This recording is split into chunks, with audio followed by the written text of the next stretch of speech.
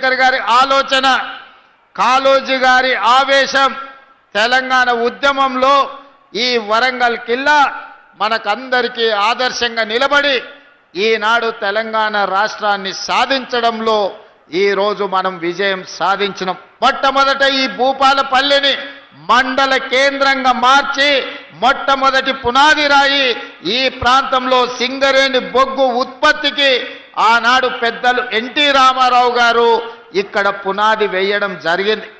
ఇక మళ్ళీ భూపాలపల్లి వెనక్కి తిరిగి చూడలేదు. ఆ తర్వాత అభివృద్ధి పదం వైపు నడుస్తూ 600 జనాభా, ఈనాడు 60,000 ఓట్లతోని జిల్లా కేంద్రంగా భూపాలపల్లి మున్సిపాలిటీగా ఈరోజు రాష్ట్రానికే వన్నె తెచ్చే ప్రాంతంగా అభివృద్ధి చెందింది.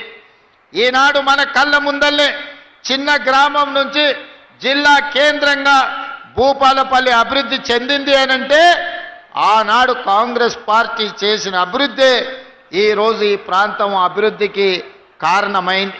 అయితే మిత్రులారా, నిన్న మన కొంతమంది ప్రకటనలు చేస్తున్నారు. నేను నిశితంగా గమనిస్తున్నా. మేము భూపాలపల్లి జిల్లా ఇస్తే కాంగ్రెస్ పార్టీ జిల్లాను రద్దు చేస్తుందని ఒక తప్పుడు విషపు ప్రచారం చేస్తున్నారు.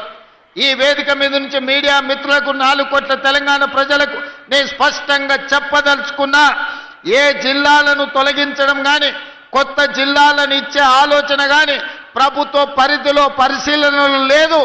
ఎన్నడైనా జిల్లాలను పునర్వ్యవస్థీకరించాలి, లేకపోతే రేషనలైజ్ చెయ్యాలి అనంటే బహిరంగంగా ప్రజలకు చెప్పి శాసనసభలో చర్చ చేసి ప్రతిపక్షాల సూచనలు తీసుకున్న తర్వాతనే జిల్లాల గురించి ఆలోచన చేస్తాం.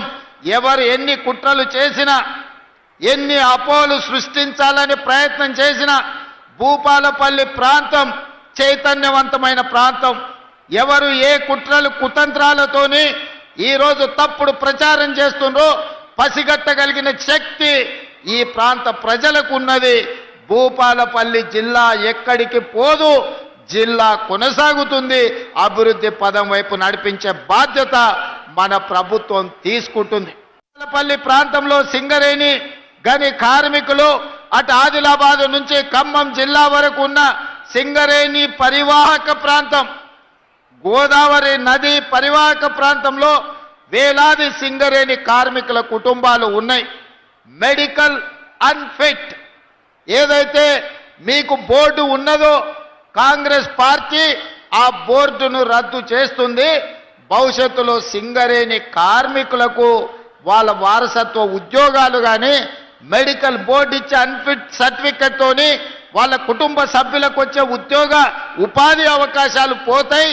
మిమ్మల్ని కాంగ్రెస్ పార్టీ మోసం చేస్తుందని కొంతమంది తప్పుడు ప్రచారం, విషపు ప్రచారం చేస్తున్నారు. అసలు ఈ ఆలోచన ఎక్కడి నుంచి వచ్చిందో, ఈ అవసరం ఎవరికి ఉన్నదో నాకైతే అర్థం కాలేదు. అందుకే మిత్రులు జనక్ ప్రసాద్ గారికి, పెద్దలు దుద్దిల్ల శ్రీధర్ బాబు గారికి నేను విజ్ఞప్తి చేస్తున్నా, ఎవరైనా ఇట్లాంటి తప్పుడు ప్రచారాలు చేసి మెడికల్ బోర్డు విషయంలో విషము చిమ్ముతే వాళ్ళను అందరినీ మోకాళ్ళ మీద కూర్చోబెట్టి 4 ఈపుల మీదంగా దెబ్బలేయండి. ఎందుకు అనంటే ఆ ఆలోచననే ప్రభుత్వ పరిశీలనలో లేదు. కార్మికులు కోరుకున్న విధంగా కార్మికులకు మేలు చెయ్యడానికి రాష్ట్ర ప్రభుత్వం ప్రయత్నం చేస్తుంది తప్ప కార్మికులకు నష్టం కలిగించే ఏ నిర్ణయము ఈ ప్రభుత్వం తీసుకోదు.